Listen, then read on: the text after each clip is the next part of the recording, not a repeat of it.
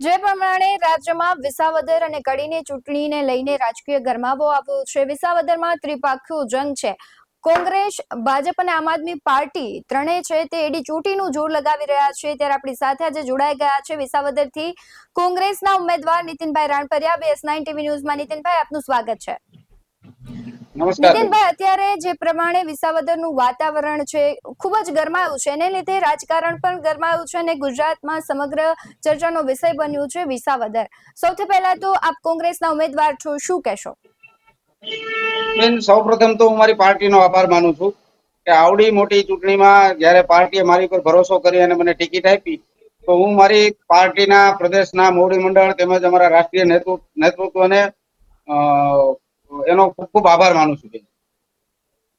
નીતિનભાઈ, ખાસ કરીને આપણે જોઈએ છે કે અત્યારે આમ આદમી પાર્ટી અને ભાજપ છે અલગ અલગ ખેડૂતલક્ષી મુદ્દાઓ લઈને લોકો સમક્ષ જઈ રહ્યા છે. આપ કયા મુદ્દાને લઈને લોક સમક્ષ જઈ રહ્યા છો? બેન, મુદ્દા અમારી પાસે અઢળક છે અને ભાજપે અત્યાર સુધી કાંઈ કર્યું નથી। હવે મુદ્દાઓ લઈને આવે છે, 800 દિવસ આપો તો રોડ રસ્તા બનાવી દી, પેરિસ બનાવી દી। હોય તો ગુજરાતમાં સરકાર છે, તો અત્યાર સુધી કેમ પેરિસ નો બનાવ્યું? કિરીટભાઈ વાતો કરતા હોય કે મને 800 દિવસ આપો, હું ભેસાણ વિસાવદરના રસ્તાને પેરિસ બનાવી દઉં, તો કિરીટભાઈને કહેવા માંગુ છું કે પેલા જુનાગઢમાં તમે પેરિસ જેવા રસ્તા બનાવી દો। જુનાગઢમાં એક પણ રસ્તો ચાલવા જેવો નથી બેન। અને કિરીટભાઈ રહે છે, કોર્પોરેશન એનું છે, સત્તા એની છે, રાજ્ય સરકાર એની છે, કેન્દ્ર સરકાર એની છે, તો પેલા જુનાગઢના રસ્તા પેરિસ જેવા બનાવી દો, પછી વિસાવદરની જનતાને વચન આપો। વિસાવદર ભેસાણની જનતા બંનેને ઓળખે છે બેન। ગોપાલભાઈ ઇટાલિયા અહીંયા આવી ગયા। ગોપાલભાઈ ઇટાલિયા ત્યારે ચૂંટણી લડવાની હતી ત્યારે એને ખબર પડી કે અહીં ખેડૂતો પરેશાન છે, હેરાન છે, ઇકોઝોનનો પ્રશ્ન છે, ખાતર મળતું નથી, આવી બધી મોટી મોટી વાતો કરે છે બેન। તો જ્યારે ભૂપતભાઈ ભાયાણીને આમ આદમી પાર્ટીના સિમ્બોલ ઉપર વિસાવદર ભેસાણની જનતાએ મત આપ્યા હતા, ભૂપતભાઈ જ્યારે ભાજપમાં આવી ગયા ત્યારે ગોપાલભાઈ ક્યાં ગયા હતા? ગોપાલભાઈને ત્યારે આવી જવું હતું 1.5 વર્ષ પહેલા કે ભૂપતભાઈ અમારી પાર્ટીના હતા, તમે અમારી પાર્ટી પર ભરોસો કર્યો હતો, અમારી પાર્ટીને તમે મત આપ્યા હતા, ભૂપતભાઈ વયા ગયા, તો અમારી જવાબદારી છે તમારા કાંઈ પ્રશ્નો હોય તો ત્યારે 1.5 વર્ષ પહેલા એને આવીને કેવું હતું। વિસાવદરની જનતા 40 દિવસથી પરેશાન છે અને અત્યારે ખબર પડી ચૂંટણી લડવાની થઈ ત્યારે? બેન, બંને ઉમેદવારો ખોટા છે, બંને ઉમેદવારો ખોટી વાતો કરે છે, બંને ઉમેદવારો પાયાના છે, વિસાવદરની જનતા જાણે છે। નીતિનભાઈ, ભાજપ ઉપર જે કૌભાંડ અને ભ્રષ્ટાચારના આક્ષેપો લાગી રહ્યા છે તેના વિશે શું કહેશો? બેન, જે કૌભાંડ થયું છે મારા વિસ્તારમાં થયું છે। મારા વિસ્તારના જ ગામડા છે જેમાં આ મંડળીનું કૌભાંડ થયું છે અને જે મંડળીમાં કૌભાંડ થયું છે એના ચેરમેન ત્યારે કિરીટભાઈ હતા, આજે પણ કિરીટભાઈ છે બેન। અત્યારે ખેડૂતોને 2 લાખ થી લઈને 17.5 લાખ સુધીની નોટિસો આવી પૈસા ભરવાનું। બેંક ખેડૂતો ઉપર દબાણ કરે છે। કૌભાંડ કોણે કર્યું છે એમાં નો પડવા કરતા કૌભાંડની તપાસ થવી જોઈએ। જે કોઈ દોષિત હોય એની પાસેથી પૈસા ભરાવવા જોઈએ અથવા તો બેંકને પૈસા ભરી દેવા જોઈએ। જો ભાજપ સરકાર, આ તો 1 વર્ષ પહેલાનો મુદ્દો છે બેન, ભાજપ કેમ કાંઈ કરતું નથી? ભાજપની સત્તા છે, એની સરકાર છે, બેંક એની છે, કિરીટભાઈ પોતે એના ચેરમેન છે, તો તપાસ કેમ નથી થતી? તપાસ નથી થતી એનો મતલબ એવો છે કે કાંઈક ને કાંઈક કોઈક મોટા નેતાની સંડોવણી છે એમાં। હું એવું કહેવા માંગુ છું કે બેન, જે નિર્દોષ ખેડૂતોને નોટિસો આવે છે, નિર્દોષ ખેડૂતોના ભોગ લેવાયા છે, એ ખેડૂતો બેન આજની તારીખમાં એની વારસા એન્ટ્રી નથી પડતી, ભાઈઓ ભાગે કઈ વેચણી કરવી તો નથી થતી, ખેડૂતો પરેશાન છે, ખેડૂતોને વગર વાકે આ પૈસા ભરવાનું પ્રેશર કરવામાં આવે છે। તો બેન, જે કોઈ એમાં દોષિત છે એને તાત્કાલિક સજા થવી જોઈએ, એની પાસેથી પૈસા ભરાવી દેવા જોઈએ અથવા તો બેંકને ભરીને ખેડૂતોને છૂટા કરી દેવા જોઈએ। નિર્દોષ ખેડૂતો અત્યારે આ લોકોના પાપે નિર્દોષ ખેડૂતો ભોગવે છે આ બધું બેન। નીતિનભાઈ, ભાજપ અને આપના ઉમેદવારો છે એ આયાતી ઉમેદવાર છે એવું કહેવાય રહ્યું છે, આપ ત્યાંના સ્થાનિક છો, શું કહેશો? બેન, હું છેલ્લા 25 વર્ષથી સક્રિય રાજકારણમાં છું।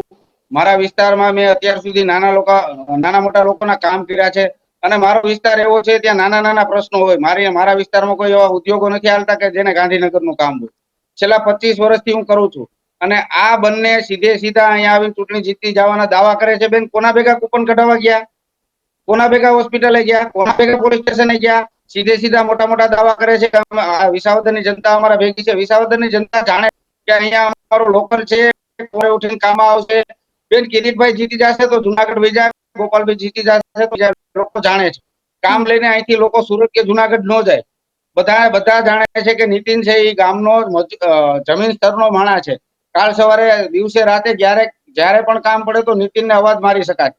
અને બેન, નાની મોટી સમસ્યાઓ રોજના રોજ હોય, રોજે રોજ કોઈ કિરીટભાઈને કે ગોપાલભાઈને ગોતવા ન જાય, લોકો જાણે છે। જે પ્રમાણે વિસાવદરમાં અત્યારે વાતાવરણ છે કે ફૂલ પ્રચાર પ્રસાર ચાલી રહ્યો છે અને ભાજપ અને આમ આદમી પાર્ટી છે પ્રચાર કરી રહ્યા છે, એની જો આપણે કમ્પેરિઝન કરીએ તો કોંગ્રેસ ક્યાંક નબળું પડતું હોય એવું નથી લાગી રહ્યું? બેન, નબળું નથી પડતું. કોંગ્રેસ માર્કેટમાં જ છે. કોંગ્રેસને મત દેવા વાળા છે, સાયલેન્ટ છે. વિસાવદરની પ્રજા શાણી છે, બધાની મિટિંગમાં જશે, પણ મત તો સ્થાનિક ને જ દેશે, આ મારો વિશ્વાસ છે. નીતિનભાઈ, અત્યાર પ્રકારનું જે રાજકારણ વિસાવદરનું રહ્યું કે જે જીતી જાય છે ઉમેદવાર પક્ષ પલટો કરે છે, શું કોંગ્રેસ જીતશે તો પક્ષ પલટો કરશે? કારણ કે લોકોનો વિશ્વાસ પાર્ટીઓ તોડે છે. બેન, છેલ્લા 25 વર્ષથી હું રાજકારણમાં છું. હું પંચાયતની ચૂંટણી લડ્યો, તાલુકા પંચાયત લડ્યો, જિલ્લા પંચાયત લડ્યો, જીતો. હું એક સામાન્ય ઘરનો માણસ છું બેન. આજે પણ હું નરિયાવાળા મકાનમાં રહું છું અને આવડી મોટી રાષ્ટ્રીય પાર્ટી, 145 વર્ષ જૂની પાર્ટીએ મારા ઉપર ભરોસો મૂકીને મને ટિકિટ આપી છે. બેન, ખાલી મને ટિકિટ આપી છે તોય મારા આત્માને શાંતિ સંતોષ છે કોંગ્રેસ પાર્ટીથી. હવે મને આથી વધારે કોંગ્રેસ કઈ આપી ન હોગે. મેં જે 25 વર્ષ મારી જિંદગીના કોંગ્રેસમાં બગાડ્યા છે એનો બદલો મને કોંગ્રેસે ટિકિટ આપીને મને ચૂકવી દીધો છે. હવે હું મરું ત્યાં સુધી મારે કોંગ્રેસ ન મૂકવી જોઈએ બેન. અને હું કોંગ્રેસ નહીં મૂકું એવી મારી જનતાને અને મારી પાર્ટીને પણ વચન આપું છું કે હું જીવીશ ત્યાં સુધી કોંગ્રેસમાં રહીશ. પણ આવા વચનો તો બધા જ આપે છે, પછી જ પક્ષ પલટો ના કરે છે, બેન, એનું ના. શું? બધામાં ને મારામાં ફરક હોય બેન. મને સંતોષ છે, મારી પાર્ટીએ મને વિધાનસભાની ટિકિટ આપી દીધી, એ વાતથી મને સંતોષ છે. પરિણામ જે આવે તે, પણ મને મારી પાર્ટીએ મારા જેવા નાના વર્કરને, નાના કાર્યકરને, મધ્યમ વર્ગના છોકરાને પાર્ટીએ ટિકિટ આપી દીધી, એ વાતથી મને ખૂબ જ આનંદ છે. નીતિનભાઈ, ખાસ એક પ્રશ્ન છે કે અત્યાર સુધી જે પ્રકારનું ઉમેદવારોનું રાજકારણ રહ્યું છે, કોંગ્રેસ છે અત્યારે જે કયા પ્રકારની રાજનીતિ કરશે અને વિસાવદરમાં કયા મૂળ પ્રશ્નો છે વિસાવદરના, તેને લઈને લોકો સમક્ષ જશે? બેન, વિસાવદરના મૂળ પ્રશ્નો તો ખેડૂતો બહુ પરેશાન છે. ઇકોઝોન અત્યારે એવડું મોટું અહીંયા હાલે છે. હમણાં ચૂંટણી જાહેર થયા પછી 10 ગામને ઇકોઝોન માંથી કાઢી નાખવામાં આવે, પછી ભાજપ હારી જાય તો પાછા એને ઇકોઝોનમાં નાખી દેવામાં આવશે, એ પણ લોકો જાણે છે. બેન, વિસાવદર ભેસાણનો એક પણ રસ્તો સારો નથી. વિસાવદર ભેસાણના ગરીબ માણસોનું કોઈ સાંભળતું નથી. વિસાવદરના ભેસાણના મત વિસ્તારના એવા હજારો નામ છે કે જે બીપીએલ કાર્ડમાંથી કાઢી નાખવામાં આવ્યા. વિસાવદર ભેસાણમાં જુનાગઢ તાલુકાના એવા હજારો લાખો લોકો છે કે જે 100 ચોરસવાર પ્લોટ માટે તેના પગના તળિયા ઘસાઈ ગયા છે, કોઈ સાંભળતું નથી. બેન, રત્ન કલાકારોની સ્થિતિ 2014 પહેલા ક્યાં હતી, અત્યારે ક્યાં છે? ખેડૂતો આત્મહત્યા કરે છે. હવે આવો નવો સમય રહ્યો તો હવે પરિસ્થિતિ એવી આવશે કે રત્ન કલાકારો પણ આત્મહત્યા કરશે. બેન, આવા અઢળક મુદ્દા છે જેને લઈને કોંગ્રેસ સત્તાધારી પાર્ટી સામે લડશે. નીતિનભાઈ, એક આમ આદમી પાર્ટી અને ભાજપની કમ્પેરિઝને જોઈએ તેને મંત્રીઓ મોટા મોટા છે એ વિસાવદરમાં અત્યારે ઉતરી રહ્યા, શું રાહુલ ગાંધી કોંગ્રેસને બચાવવા માટે, તેના અસ્તિત્વ માટે વિસાવદર આવશે?